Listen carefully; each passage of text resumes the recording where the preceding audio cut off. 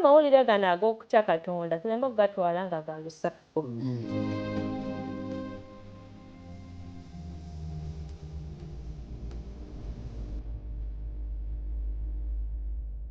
Malayika si agenda okubuulira naye ffe Mukama tuze tumubuulire eri ensi yonna.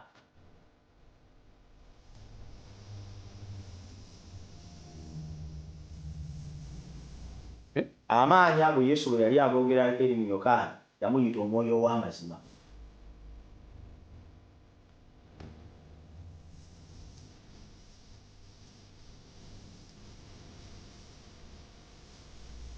Lesson weekend katuyigire ku bigere bya Kristo.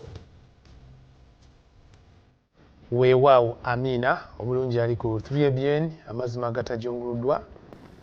Ntwala omukisa guno okubuuzaako mu linnya erisinga amannya gonna erya Mukama waffe Yesu Kristo. Nja kukwebaza gy'otusizaako engalo ate ne ntwala n'omukisa guno okwaniriza mu lunaku lwaffe olw'ekitiibwa, olunaku olw'omuwendo, olunaku olw'essanyu, olunaku olwa Sabiti nga Katonda yalutongoza n'alwawula mu nnaku endala, lunaku lwa kuwumula. Leka emirimu gyo ate okwate egy'okubeera nti oli mu kusinza Mutonzi, kuwumulira mu kisa kye, kweyagalira mu ye. Tewali walala woyinza kweyagalira. Si bwe kiri muganda? Yagala nti bigambo bino mbibabuulidde mbirina emirembe mu nze. Mu nsi mulimu ennaku nnyingi naye mugume kubanga nze mpangudde ensi.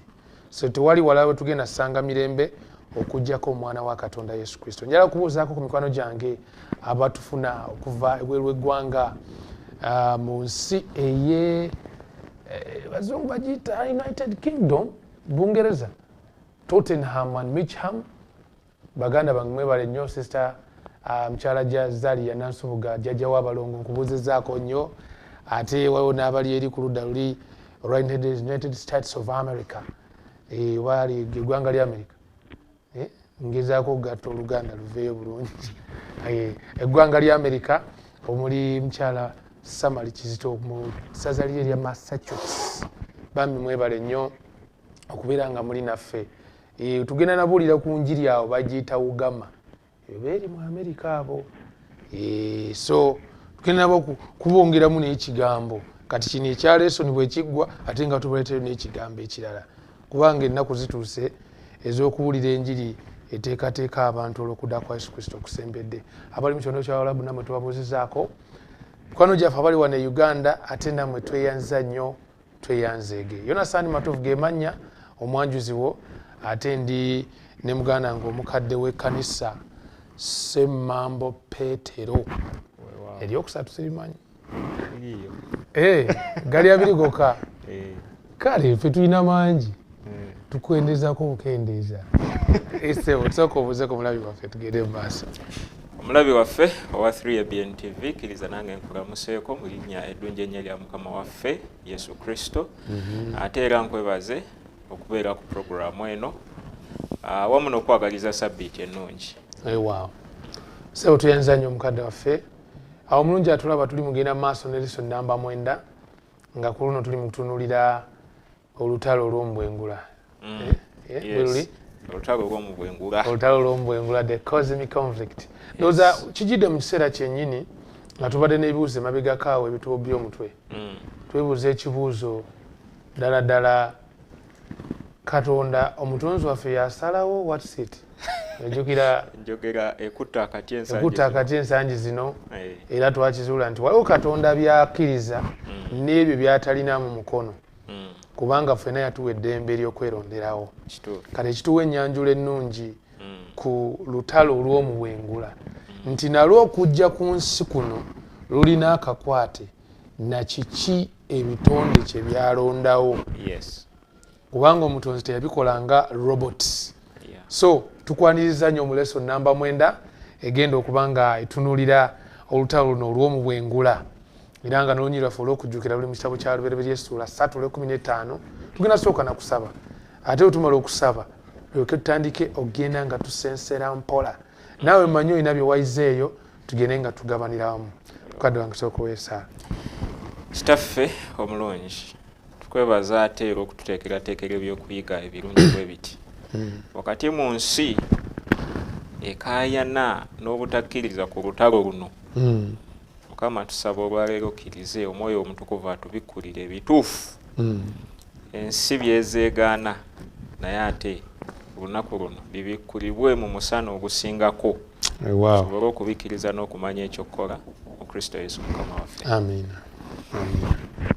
So mukadde wange neyanzeege tulekedde olutalo olw'omubwengula nga n'ekimu ku bye twandise olulimi olusiyologiya oba ebyokuyiga ebikulu mu Bayibuli lwe olutalo olw'omubwengula oba olutalo wakati w'ekirungi n'ekibi, wakati wa Kristo omwana wa Katonda ne Sitaani eyali amanyiddwa nga Lusifa gye buvuddeko.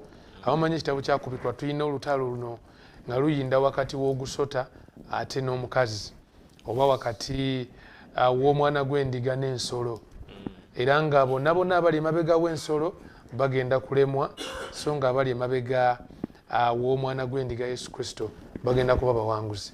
Nyumira nnyo ekyawandiikibwa kino nga sindaba nagenda wala. Kiri mu kitabo kyakubikwa Essula 17. Mubigambo ebyo nsaba tubisomeko. Oliwoga nti owaayi ye oli ow'ebbaala agamba nze kanywemu nziremu amaanyi, naffe tunywamu ebyaffe wano amazzi amalamu ag'ekigambo kya Katonda, amaanyi ne gakola ki? Ne gaddamu. Kubikula 17:14 lugamba lutyawo? Yange ya Lunyanyimbe agamba nti these shall make war with the Lamb, and the Lamb shall overcome them. Yes. For he is the Lord of lords, the King of kings, and they that are with him are called and chosen and faithful. Amen. Amen. Oluganda egamba nti abo balirwana n'omwana gw'endiga, n'omwana gw'endiga alibawangula, kubanga ye Mukama w'abaami era ye Kabaka w'abakabaka, era nabo abali awamu naye abaayitibwa, abalonde ate nga beesigwa. So kwegamba obeera emabega w'omwana gw'endiga, luno olutalo lwe tugenda okubala nga twogerako wa gye lwatandikira, lwaki luli ku nsi, lugenda kuggweera wa, tuba kuli pray.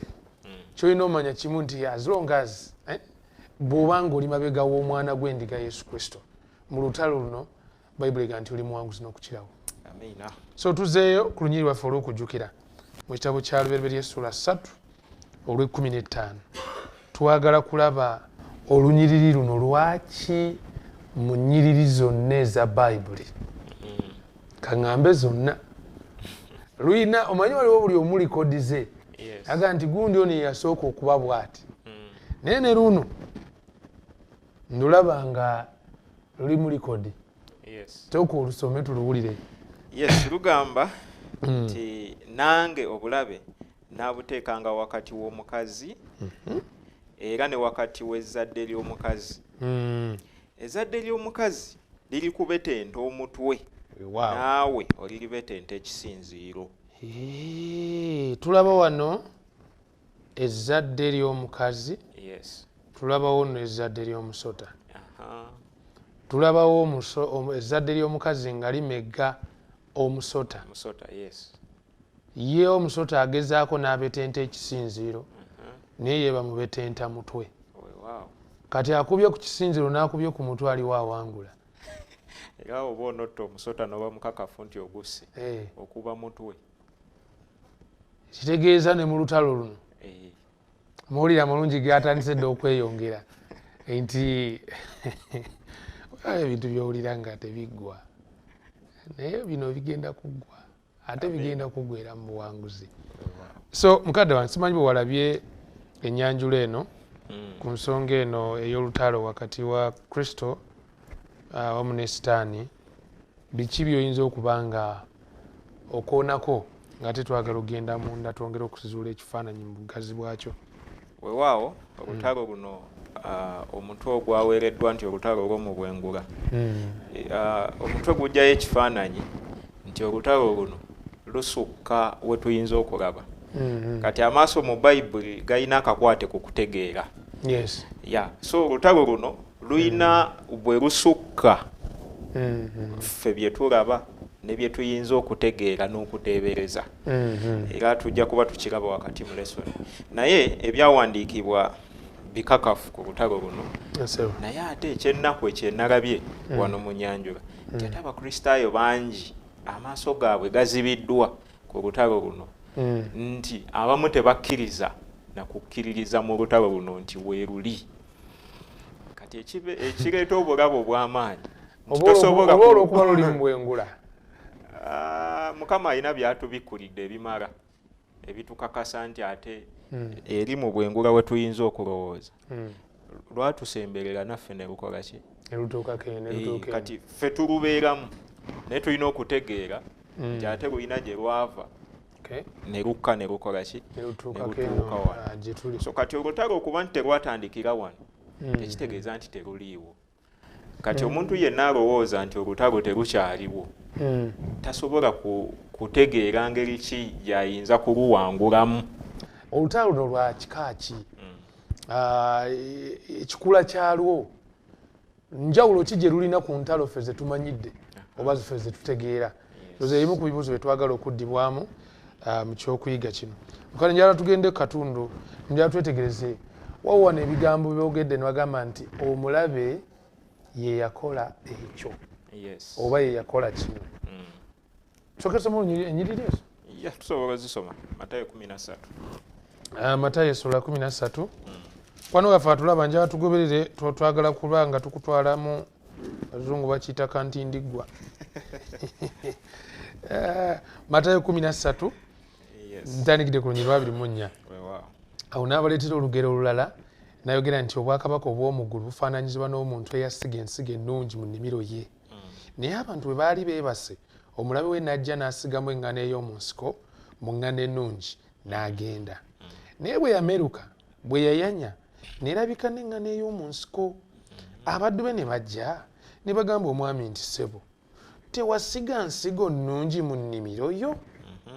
Kale yali etya okubaamu eŋŋaano ey'omu nsiko? N'abagamba nti omulabe ye yakola atyo. Abaddu ne bamugamba nti kati oyagala tugende tugikoolemu? Naye n'agamba nti nedda, mpozi bwe munaaba mukoolamu eŋŋaano ey'omu nsiko munagiramu n'eŋŋaano yennyini.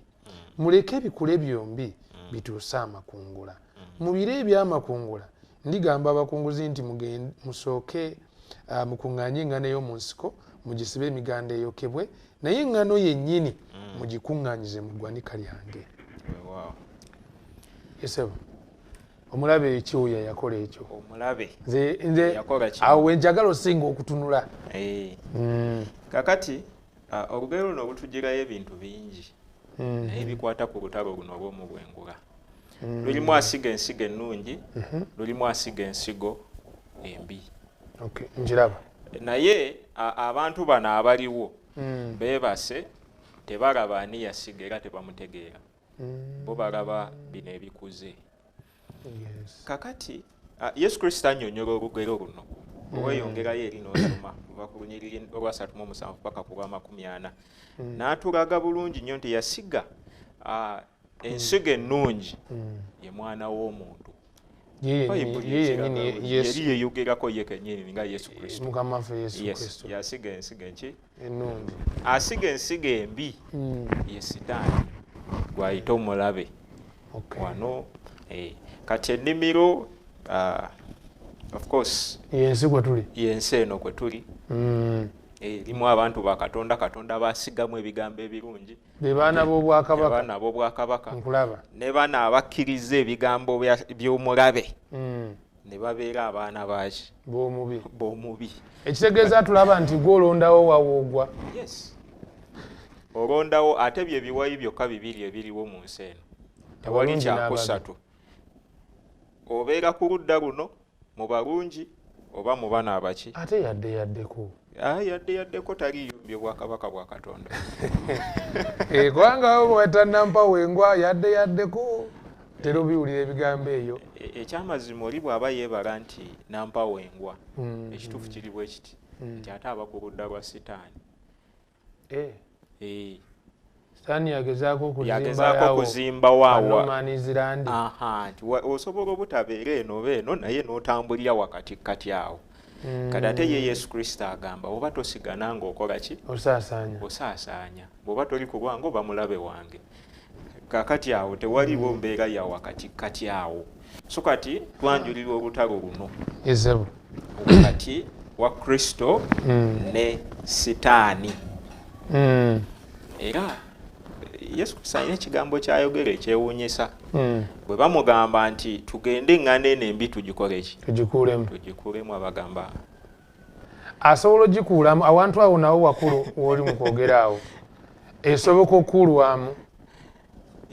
Kisoboka. Kisoboka. Yes. Kubanga waliwo ababuuza ekibuuzo awo wennyini mukadde wange. Nti Katonda lwaki Sitaani teyamusaanyaawo?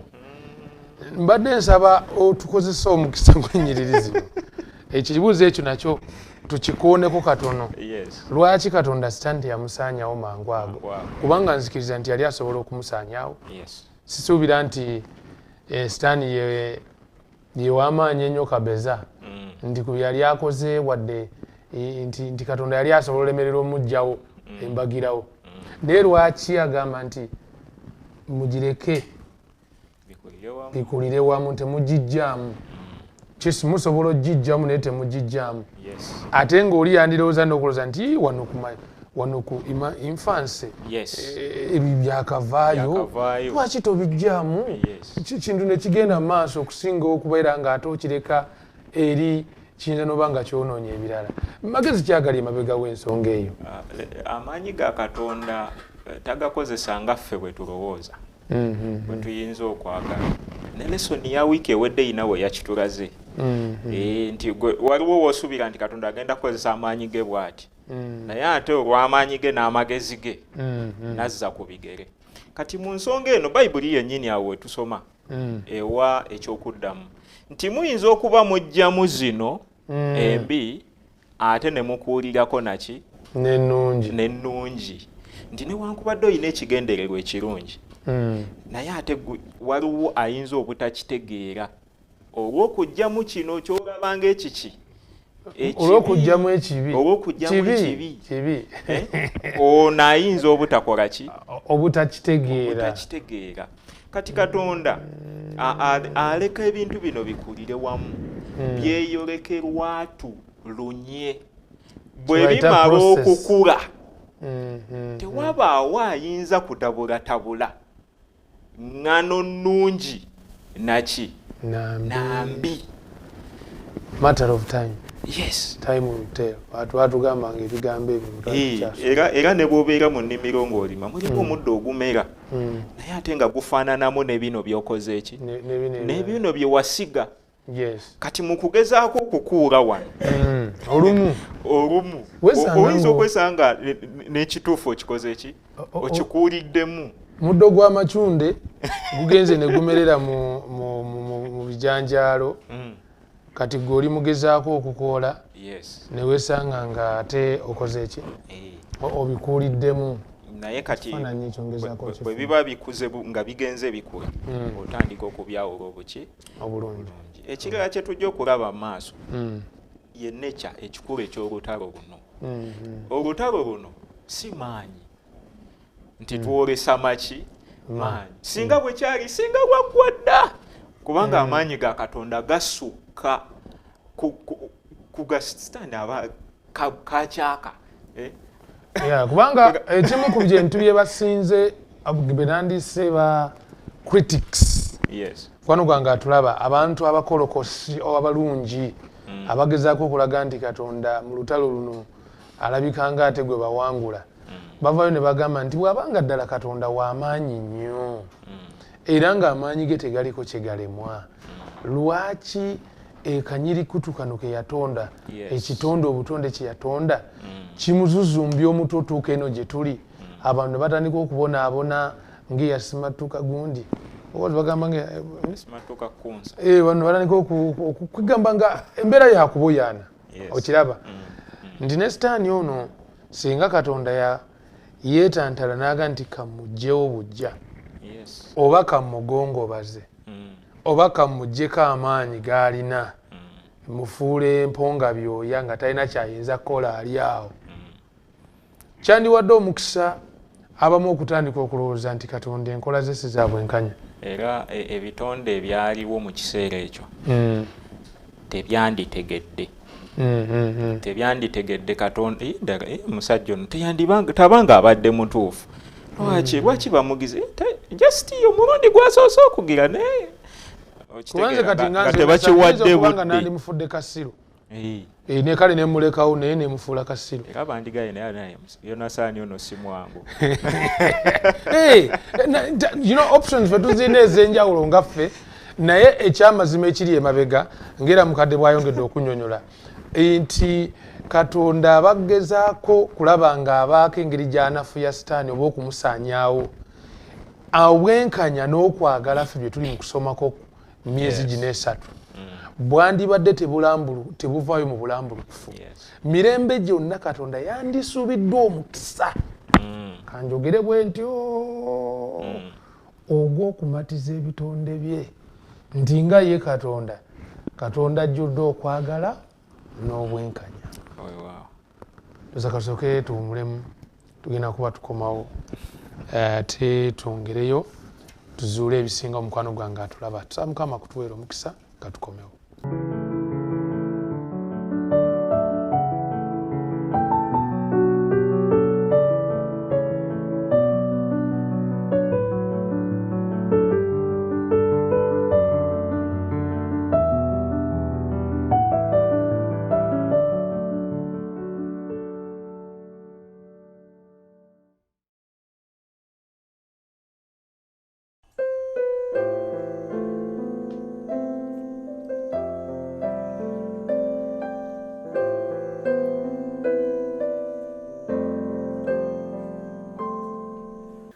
okuyimba kukkakkanya ebirowoozo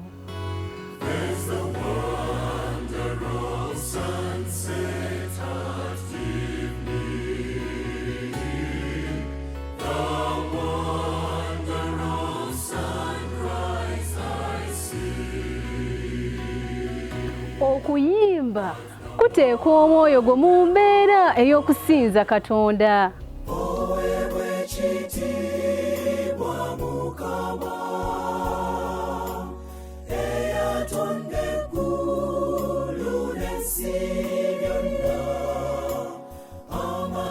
okuyimba lutindo mwe tuyitira okukoowoola Mukama awamu n'okumwebaza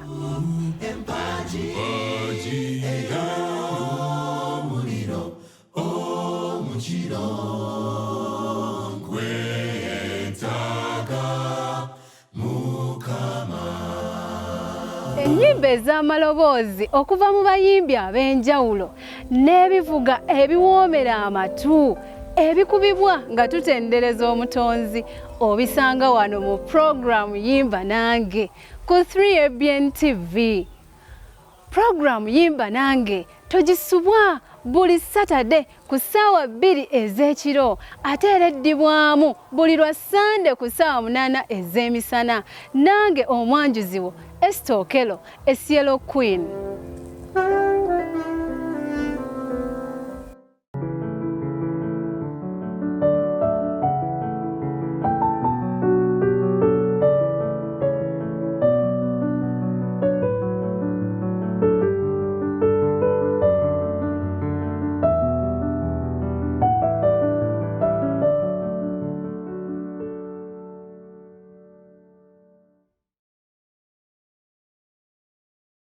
Weewaawo Amina tukulisayo nnyo mukwano mukuumulamu eyakatwegatako tukwebaza okuba nti otwegaseeko tweyanza nnyo mukwano gwaffe atufuna wano mu ggwanga lyaffe erya Uganda abali emukono abali wano mu Kampala abali e Luweero abali e Mityana abali e Masaka abali mu Bizinga abali mu mambuka ga Uganda East Africa ne ensi yonna tweyanza nnyo mikwano okuba nti mutufuna ku lesson week eno nga twegendereza tuli mu kuyigira ku bigere bya Kristo olutalo oluli mu bwengula.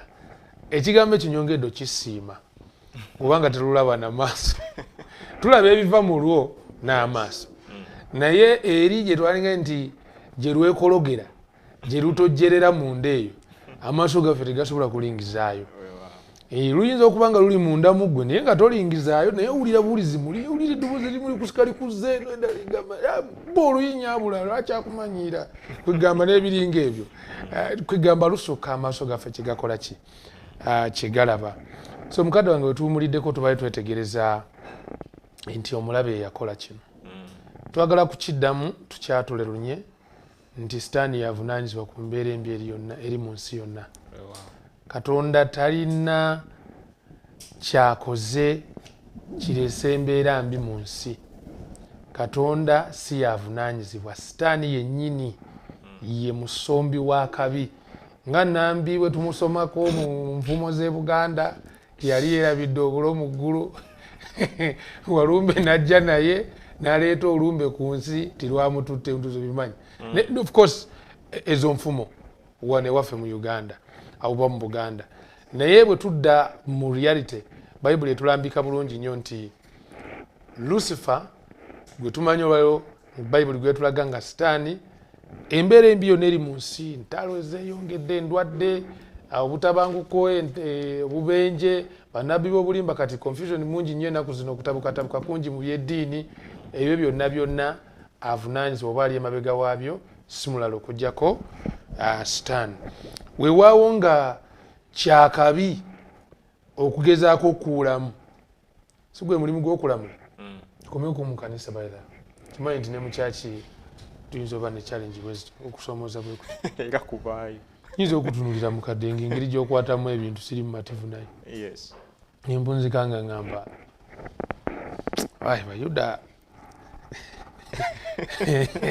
Bayuda nabo batususeeko mu kyaki. Omulimu gw'okulamula gwani? Omulimu gw'okulamula gwa Katonda. Gwa Katonda kimu. Kino kitegeeza bwe kiba nti togikuulamu tokola ki temugikoolamu eŋŋaano eno ey'omu nsiko yala kugezaako kuleeta twafutawo point yayo twagala okwongera okutangaaza togikwatako gireke bikulire watya wamu eŋŋaano eno ey'omu nsiko. Kati mu kyaki bwe wabaawo oluganda ng'akoze ensobi nga yalwatu tuleke kati eyo kyenoonye ekyo olupimo olwo olwawula ani gwe tuba tukuulamu nani atalina kukuulwamu. Ndowooza Bayibuli eri kiriya ku nsonga y'ekibi eky'olwatu kubanga kiba kituuse okuvumisa erinnya lya Katonda n'okuvumisa ekkanisa. Kati mulimu gwe tulimu ogw'enjiri waliwo wetuuka okubuulira enjiri nga tekyakola makulu olw'ensonga eziri mu kanisa ate nga zifulumye n'ekkanisa ne zimanyibwa eri buli muntu. Kati ensobi ezo ekibi ekyo ne kibeera nga kituuse ku ddaala ery'okwesittaza ate nga kyesittaza ne bali abanditegedde enjiri singa babadde tebeesittadde. Naye ekkanisa kyekola teramula muntu oyo no kyonna kyekoze eba egezaako kuba tulina enkola ya discipline mu kanisa okutangira. Enkola ya discipline mu kanisa teriiwo kulamula muntu oba ku Kristo naye tukiyite tutya kutereeza eba egenderera kutereeza enkola ey'okutereeza mu kanisa kigambo ekiri kusamusa. Njagala kulowooza nti omuntu ateereddwa ku discipline yandibadde akitegeera nti abooluganda baagala nkole ki ntereeze mu kkubo eki edduŋŋamu naye nga si kugamba nti ffe tuba tumulamudde tumusalidde omusango era si buli ateekebwa ku ddaala ery'okutereezebwa tuli ku kigambo kiri discipline nti ekkanisa eba emaze ogumusalira nti goli wakuzikirira wabula discipline oba okutereeza omuntu kitundu ku ngeri y'okuyamba omuntu okutambulira mu kkubo ery'obulokozi. Kwegamba omulimu guno gwonna ogukolebwa gwakulokola muntu so si gwakumuzikiriza. So nga wano mukuulamu kuzikiriza kusaanyaawo kyobulaba ogwo omulimu si gwaffe ogwani agenda mu geyeena nani agenda mu ggulu kyagadde nnyo katugende mu maaso. Olutalo luno omukwano gwange atulaba lutandikira luddawa era wano ku nsi lwatandika ddi kubanga ekigambo kyawo mu Luganda ensibuko y'olutalo yes ku nsi yes sajja nti kaawo kadda ne kasangwawo ani yasinga obukulu mukwano gwange atulaba kyongera okuttaanya mukadde wange ekisembyeyo ndowooza bajja kiddamu kijja kukyetantala tukirekedde mulabi waffe yaba akyanukula ekyo naye nga bwe tuzze tuyiga okuva emabega tulaba bulungi nnyo nti Katonda si yavunaanyizibwa ku mbeera embi eri mu nsi tukitegeera tutya ne mu lubereberye essula esooka olwa 3 lulaga bulungi nti Katonda n'alaba nga buli kyakoze kirungi nnyo kitegeeza kyali perfect kyali kituukiridde temwalimu bubi bwonna mu butonzi bwe ebigambo byebimu byogerebwa ne ku Sitaani nti yali muki yali ng'atuukiridde ekitegeeza mu butonde bwa Katonda temwalimu kintu kyonna kibulako kiyinza kireetera nti oba kati olw'okuba kano kabadde kabulako kakireetedde okukola ki okwonoona oba obubi okuleeta obubi mu ki kulengera nti mukufumiitiriza manyi njagala nnyo mpulirize nga mwefumiitiriza naye ku nsi wano tukimanyi nti obubi bwajjawo olw'abajjajjaffe Adamu ne Kaawa okulondawo kwe baakola okuwuliriza eddoboozi lya Katonda oba eddoboozi ery'omusota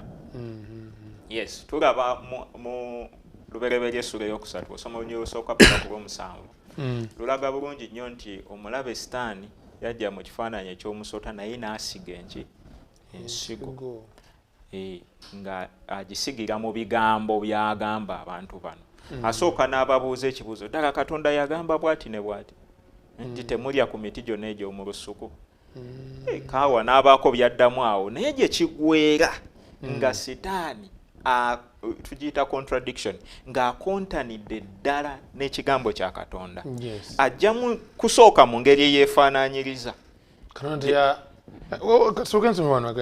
agambye nti ne gugamba omukazi nti bw'ati bweyayogera Katonda nti temulyanga ku miti gyonna egy'omu lusuku omukazi n'agamba omusota nti ebibala by'emiti egy'omu lusuku tulya wabula ebibala by'omuti oguli wakati mu lusuku Katonda yayogera nti temugulyangako newankubadde okugukwatangako mulema okufa omusota ne gugamba omukazi nti okufa temulifa kubanga Katonda amanyi nti olunaku lwe muligulyako omweyo amaaso gamwe lwe galizibuka namwe mulibanga Katonda okumanyanga obulungi n'obubi omukazi bwe yalabanga omuti mulungi okulya era nga gusanyusa amaaso n'omuti nga gwakwegombebwa okuleeta amagezi n'anoga ku bibala byagwo n'alya n'aweera ne ku musajja we naye n'alya amaaso gaabwe bombi ne gazibuka ne beetegeera nga bali bwereere ne batunga amabalagala g'emiti ne beekolera ebyokwambala yes kakati okoze bulungi okusoma ebigambo ebyo Sitaani abuuza ekibuuzo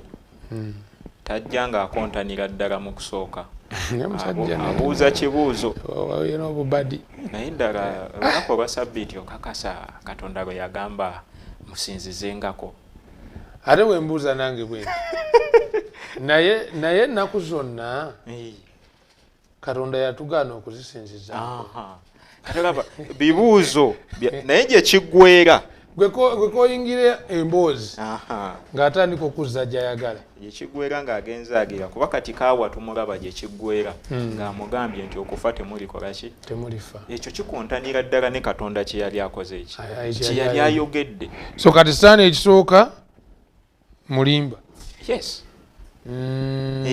Bayibuli egamba ye mubereberye w'abalimba era bw'ayogera obulimba aba ayogedde ekikye kyennyini kyali kyennyini kyekyo yes kati so bw'akutuusiza ddala ku ddaala ng'akontanidde ddala n'ekigambo kya Katonda aba akutadde ku ddaala ery'okusalawo either okusigala ku kino Katonda kyakugambye oba okukkiriza kino Sitaani kyakugambye Kaawa yalina okulondawo era n'alondawo kyeyalonzeewo n'asendasenda nebba naye n'akola ki naye n'alondawo koze etteeka lyali ligamba temukola ki temugulyangako njiraba era bwe mubigulyako temulirema kukola ki kufa Sitaani najja n'abagamba nti Katonda alimba temujja kukola ki kufa Katonda agamba mulifa ono agamba okufa temulikola ki temulifa kati balina okulondawo nendooza n'olutalo kwe lutambulira n'essaawa zino era olutalo oluli awo Katonda alina kyayogera ne Sitaani naye najja n'ayogera ng'akontana Katonda kyayogedde. Yes. Kati nze mu lutalo nyingiriramuwa nti nze nina okulondawo Katonda kyayogedde oba Sitaani kyayogedde. Yes. Tewali ngeri ndala. Olina kubanga olina oludda lw'ogwako kyova twagambye luli tosobola kwerimbalimba nti ndi wakati. Tekisoboka. Awo nawo wa Sitaani okutambulira awo bw'otyo. Ekituufu kiri nti waliwo nti almost saved is totally lost.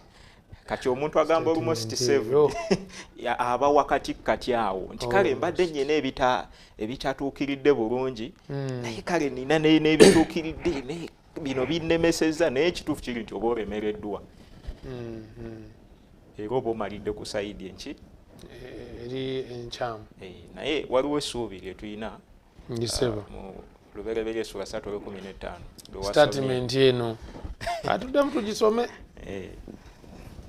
egamba nti nange obulabe naabuteekanga wakati wo n'omukazi era ne wakati w'ezzadde lyo n'ezzadde ly'omukazi ezzadde ly'omukazi lirikubetenta omutwe naawe oliribetenta ekisinziiro. Yes, waliwo essuubi awo nti okubetenta omutwe ogwa Setaani kitegeeza kumugjawo kumuwangula.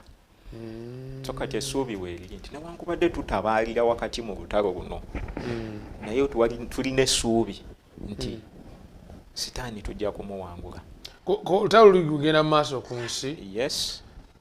Wewe kyenyongedde okulengera nti olutalo luli ku nsi. Ku nsi kuno kwe lugenda okuggweera. Yes. Bwekiri? Bwekiri. Era ku nsi kuno kwe tuli omubi oba omulabe kwagenda okuwangulirwa. Yes. Kubanga agandaga nti mubetenta omutwe njukiramu nga bagamba Musa nti wanika omusota ku muti buli akutunulako akole ki? Yes. Awone. Nenengerera ddala nga Musa ekifaananyi kyali mu kusiigira Isirayiri nti ku muti Sitaani kwagenda okuwangulirwa. Bwekiri. Okay. Kiraba mawulire ago nsa mukwano gwange atulaba eyo oyongere okubeera nga ogafumiitirizaako kubanga Masiya Kristo waali luno lwe lunyiriri lwe mbadde ndi mu kwogerako nti olukyasinze okubeera olunyiriri olusooka okwanjula essuubi mu nsi. Enjiri. Kubanga bw'oba otandisa ekitabo kino wano ewali enjiri olutalo olunene nga tumaze olulaba nti lugguse ku nsi amangu ago Katonda atutegerezaawo nti n'obulokozi weebuli. Sajja agamba nti as long as there was sin there was a savior. Ekibi nga kyakaguka bugguse omulokozi yali yakisooseewo dda. So eryo lyessanyu lyaffe Abakristaayo. Nze bwe njagala okulowooza mukadde wange lwaki yonasaani entambula ndi mugumu newankubadde ng'ebizibu bye tuyitamu bingi. Kuba nze nkimanyi nti embeera tegenda kumpangula. Kye bwe kiri omulokozi Kristo oli akunyumye nti agenda betenta. Ate ekigambo kya Katonda bwe kiga nti wiiru ekya Katonda tebakizzaayo sebo. Era ku musaalaba tusoma bulungi nnyo nga babulega nti kiwedde nga Sitaani bamuwangula. Naye twagala n'okwongera ogaziyamu ekifaananyi kino mukadde. Twagala tufunemu twongere ogaziya ekifaananyi kino twongere otegeera olutalo luno gye lutandikira mu ggulu lujja lutya ate lutandikire mu ggulu. Ekibuuzo tulinawo ebibuuzo nga bibiri. Ekisookera ddala kigamba nti Lucifer oba kati gwe tumanyi nga Sitaani Katonda yamutonda nga Sitaani kyekisooka. Ekyokubiri Kalumanywera yava ku ki? Kutandise entabwe muviirako okubanga atandika okuwakula olutalo Katonda. Ebibuuzo bibiri bye tulina tulyoke tulabe ensonga eno gy'eggweera. ku Wednesday. Okusookera ddala Katonda yatonda Lucifer. Osoma Ezekiel 28 ekulaga bulungi nnyo Lucifer engeri gye yatondebwamu. Era ekulaga bulungi nnyo nti yatondebwa ng'atuukiridde mu magezi, mu bulungi, kwegamba emenya n'amayinja ag'omuwendo yakolebwa. Era Ezekiel atubikulira nti yali kerubi abikkako. Bw'ojjayo ekifaananyi kya yeekaalu ekitukubirwa kiraga nga wali ku ntebe ya Katonda. Entebe ey'okusaasira. Waliwo bamalayika babiri ababikkako, omu eruuyi luno, omu eruuyi luno. Kati Lucifer yali omu ku abo. Yali Lucifer. Katonda yali tasobola kutonda. Yes. Malayika bakyasinze okuba ab'ekitiibwa. Katonda gwe tusomako mu Bayibuli. Naye abantu oyongera okunnyonnyolawo. Katonda gwe tusomako mu Bayibuli. Katonda omulungi. Mu ye nga temuliimu wadde akatonda ak'obubi. Yali tasobola kutonda Lucifer mubi n'amwesembereza. Ekiraga nti okumusembereza ddala wano ku mmeeza ku ntebe ey'okusaasira kabonero nti kyekitonde kyayinza n'okuba nga kye yali asinga n'okwagala. Eyo ndowooza yange. Naye ate eyinza okubeera ng'eri backtap. Manyi waliwo sebo n'endowooza eziri backtap. Katonda asembeza Lucifer ku lusegere lwe, ali omu ku bamalayika abo batandise bakerubi abikkako, kubanga mu bitonde byonna bye yakola kyekitonde kye yali asinga okwenyumirizaamu, kye yali asinga okwagala, kye yasinga okuwa ekitiibwa mu bitonde byonna n'obuyinza. N'erinnya lyennyini Lucifer oba Luciferi. Luciferi litegeeza omukwasi w'omumuli. Light bearer. Babukulembeze mu ngeri emu oba endala. Tewali malayika yali amusinga yamukira. Tewali kubanga bw'osoma ebyawandiikibwa bikulaga bulungi nnyo ne bw'ogenda mu Danieri olaba nga Lucifer alina engeri gy'ataayiza Gabulyeri okuleeta obubaka. Ekitegeeza nti ate bw'okuba yali wa ttabbu nnyo amusobola yekka ye Mikayiri kasita avaayo eyamutunda. Yesu Kristo yekka kasita agira bw'ati nga kakitegeeza he was highly honored. Most exalted. Yes. So mu ye Bayibuli eraga nti yali atuukiridde mu byonna. Bw'abanga yali atuukiridde Katonda talina wanenyezebwa mu mbeera yonna. Kati awe wajjira ekibuuzo kyaffe nti kati bw'abanga atuukiridde mu byonna kati obuzibu bwo buva ludda wa? Kibuuzo ekyo mukadde nsaba twongere okugenda mu maaso nga tutaanye buzibu buva ludda wa? Isaaya 14:12 paka 15. Oyagala nsome wano? Osobola okusomawo. Bayibuli egezaako okutubagulizaako ku ebyo kye tuyinza okulabula omukko nti mwebunabbi atugamba tetusobola kunnyonnyola lwaki ekibi kyasituka oba weekiri, kubanga buli bwe tugezaako okuwa ensonga y'okubaawo kw'ekibi tuba tukiwolereza. Tugaa tewali nsonga lwaki weekiri? Teriiwo. Naye Bayibuli etulaga egezaako tulaga engeri gye kyasituka. Kye ngamba simu essence omwana oyo lwaki yayiye amazzi? Kubanga yaseeredde. Wabaawo ensonga ezo bwezityo. Ensonga efaanana bwetyo ku Lucifer teriiwo. Kansome Isaaya. Soma Isaaya. Isaaya 14 olunyiriri olw'14 lugamba nti ndirinnyo okusinga ebire we bikoma, ndifaanana oyo ali waggulu ennyo. Agezaako okwegwanyiza entebe ya Katonda. Ate nga oli ku mabbali awo tewamala. Naye ayagala atuulire eddala wali wenyini. Kubanga bamutuga nti ne bampa gwa kusitula nsawo ya gundi oyo. Kaakati ye Lucifer bwe kuba kusitula nsawo yagisitula n'ayagala afuukire eddala nannyini nsawo. Kati y'obuzibu bwe yatunula kye yali yagulumiza mu mutima gwe kyali okusinga oyo yakimuwa. Wali olabyeko head teacher mu ssomero agezaako kuwamba director anti ng'ayinza omulaba nga qualities amukira. Lucifer alabika yalina embeera efaanana bwetyo ng'alaba ayinza okukirako ku Yesu Kristo. Nze ndowooza Lucifer yatuuka ekiseera n'alaba nga Katonda ekituufu ye Katonda naye waliwo Katonda ebimubulako. Nga leero bwe tuyinza okugamba nti omulembe guno fe abali mu 21st century that's abakulidde mu 21st century aba 20 years abo bye tulaba nga tebabitegeera ate era kituufu nga tebabikola kati endowooza ezo bwe ziti ezo ziyinza oba nga zamutandika okulopinga mu ye okulaba nti bamalayika bonna bamuteekamu obwesige ga bamukkiririzaamu. Suubira nti waliwo malayika yali tamukkiririzaamu kati ng'alaba Katonda ne bw'aba avuddewo ye n'addawo asobola okukitwala. Ndowooza eggulu ayinza oliwo better a new heaven.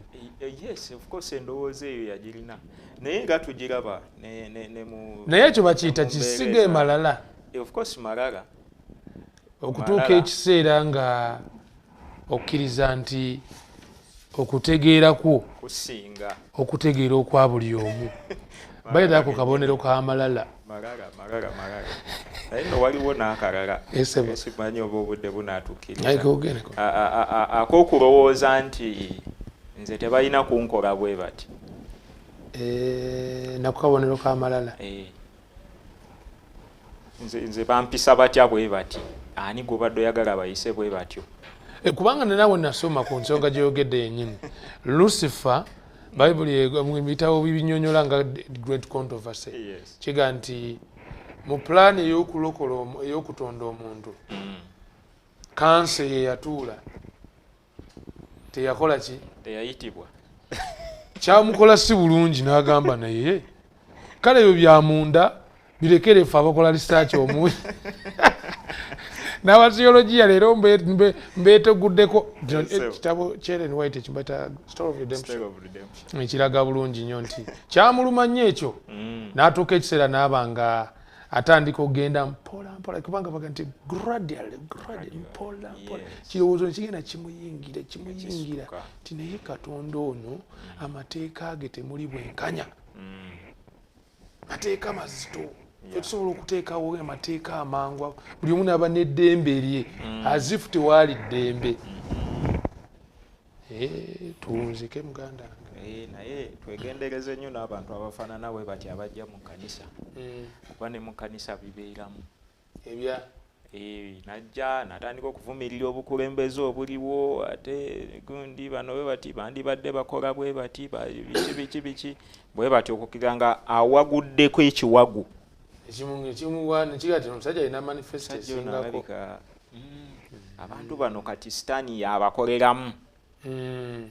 Ekkanisa tebalina gye bagitwala bagifudde Babuloni ebintu bwe bityo bagifulumye nogifuluma bangi bafuluma. So tulina okwegendereza tekitegeeza nti abakulembeze tebalina kugambibwako oba ki naye era oluusi ogenda n'olaba nga ne bwekuba kugambako era Katonda yamanyi bw'abakwasaganya nga mba neetaddeko emirimu mingi. Esebo kati mukwano gwange atulaba twagala kunzika n'ekinyusi ky'olutalo luno olunene. Kinyusi ki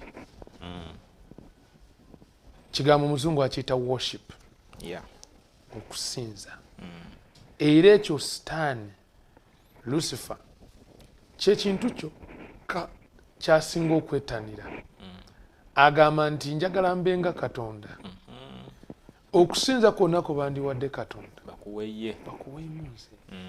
Lwaki Katonda muvunnamira? Nze nange ndabanga nange nsobola okuvunamirwa. Why not? Ndowooza twetaaga tuwunzikiraawo nga tukoona ku Katonda nnyo ne ku nkula y'olutalo luno esebo bwe tuba tuwunzikira. Sitaani bw'ajokema Yesu Kristo mu ddungu akijjayo bulungi nnyo.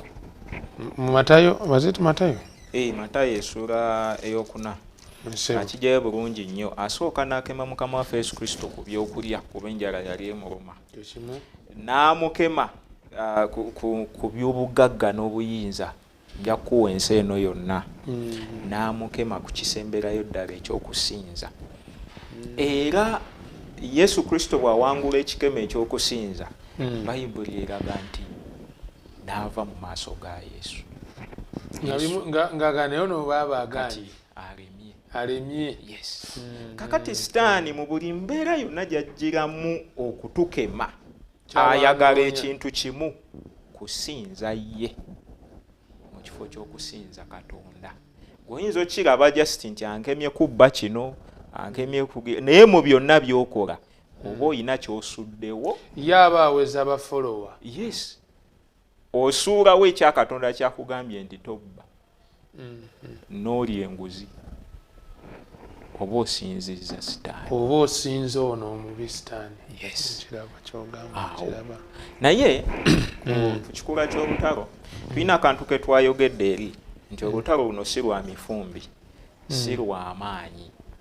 Bayibuli egamba ebyokulwanyisa bya Katonda si bya musaayi naki na mubiri. Ffe bwe tulowooza olutalo tulowooleza kati ensangi zino ze tulimu ani alina tanka ezisinga okumira olutalo abani ayo balina emmere nnyingi alina misairo esinga okukasuka ewala ebintu ntu bwe bityo naye olutalo luno si lw'amaanyi ensonga lwaki luwangadde okutuusa kaakati.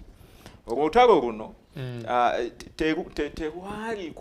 teruli ku just nti Katonda kuleeta mazima bantu bagategeere kyokka kubanga ate waliwo n'obulimba obuli muki mu nsi. Sitaani Yesu Kristo yagamba Adamu amazima. Sitaani n'aleeta obulimba era abantu ne balondawo buki obulimba. Ne kakati mu nsi tukiraba nti omuntu omubuulira n'amazima n'agamba nti ekyo bwe kiba ge mazima kati baani abaligenda mu Geyeena. Nze mundeke kale oba abalala bagenda nze ŋŋende muki mu Geyeena. Naye olutalo luno luli nnyo ku mpisa ya Katonda. Karakita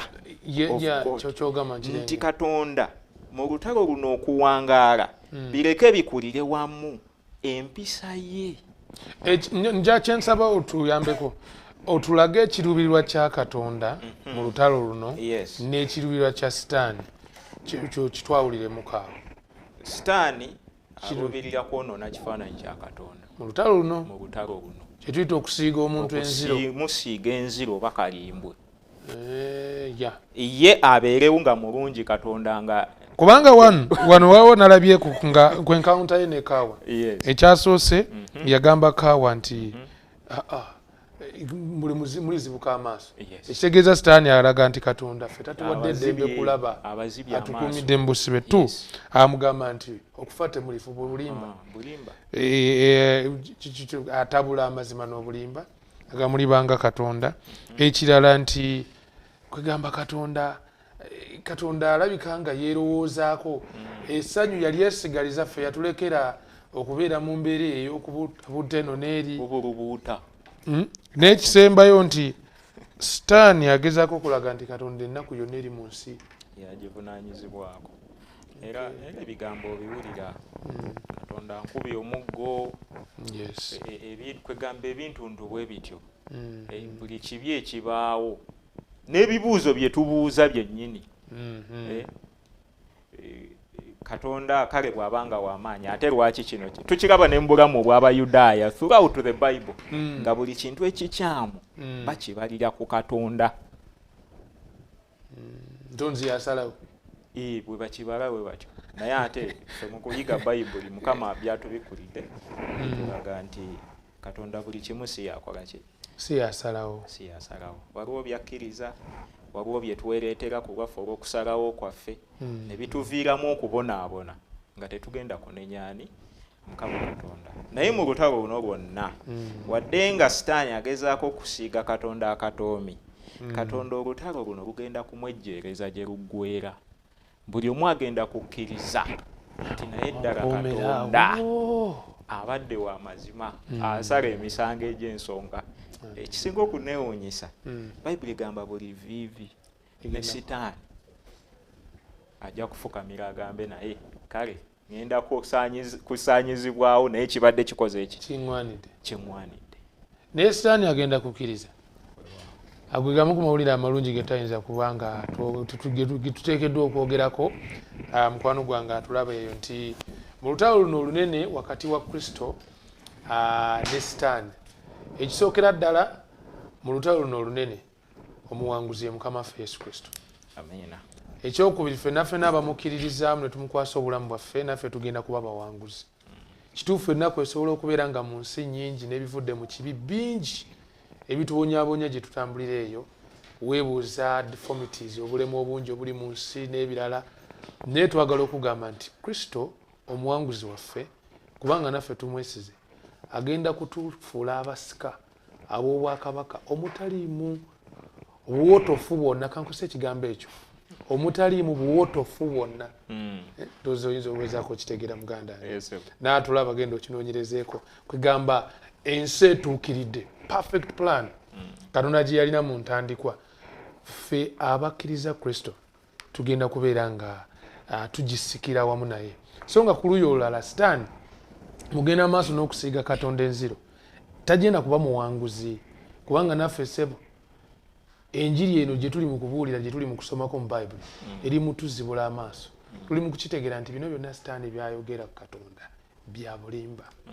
era tuli mu kkuba akalulu nti mu butuufu Kristo ye waffe yatwagaliza ekisingako obulungi yatwagaliza emirembe so kati kiri gy'oli mukwano gwange naawe okubeera nga olondawo okubeera emabega wa Kristo nga tuli mu lutalo luno olw'omubwengula oba olutalo lusukka amaaso gaffe kigakola ki kyegalaba kitukwaniriza okukola kiri kimu kkiriza Kristo y'aba abeera ng'afuga obulamu bwo fo ky'okusinza sitaani kkiriza osinze Kristo kubanga Kristo mu lutalo luno yalina nteekateeka esingako obulungi eri obulamu obw'emirembe n'emirembe mugande wange nsaba weesaala kyoba otusabire okusingira ddala tuyambe tusaba Katonda tusaasire wakati mu bikemo n'ogezebwa tusigale nga tusinza Katonda kubanga wano ndabye ensonga yakusinza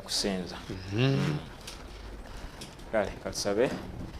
Taata omulungi tukwebaza olw'okubikkulirwa kuno okukulu ennyo kw'otuwadde. Ekigambo kyo kigamba mu Zabbuli 10:11 nti nteresa ekigambo kyo mu mutima gwange nemenga okwonoona mu maaso go. Kitaffe tukizudde ng'okwonoona kwonna kuba kusalawo kusinza sitaani. Tuyambe tuno ekigambo kye tusoma kiterekebwe mu mitima gyaffe kituyambeko okugaana enkola za sitaani nga Yesu Kristo bwe yakola. Bwe tutyo tutambulire mu kkubo lyo tusobole nga bulijjo okulondawo okutuufu mu Kristo Yesu Mukama waffe. Amen.